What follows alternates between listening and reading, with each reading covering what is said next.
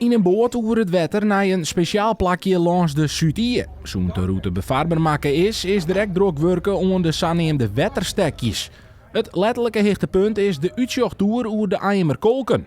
De zouthandel weer heel levendig. Rond het Lauwersmaargebied, Zoutkamp is er een uitvloeisel van. En ik heb heel erg gezien van wat is nou zoute architectuur. En dan valt eigenlijk op dat het heel vaak een kegelvorm heeft. De stalagmieten, stalactieten, alles heeft een kegelvorm. Alleen nog een uitkijktoren in de vorm van een kegel is helemaal net logisch. Maar deze uittocht door wol en dat is stiegen speciaal. Liek als orenplakjes weet je daar rest komen kennen in het gebied.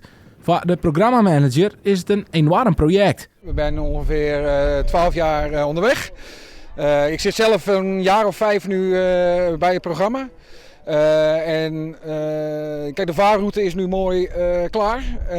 De ornamenten, de wetterstekjes vandaag geopend. En nu het fietspad nog. Dus ja, dat is... Hoe moet ik dat zeggen? Het is een lang project met mooie tussenuitkomsten. Maar de kers op de taart die moet nog. En daar is de start al mee maken nadat de Raad van State eind februari uitspraak die in had dat het bestemmingsplan voor het fietspad onherroepelijk worden is. Dan hopen we eind dit jaar te starten met voorbelasting van doekers en voor de bregen die erin komen. En dat we volgend jaar rond deze tijd starten met het werken, want dat is mooi waar. Wij lezen ongeveer 12 hele kilometer aan fietsverbindingen.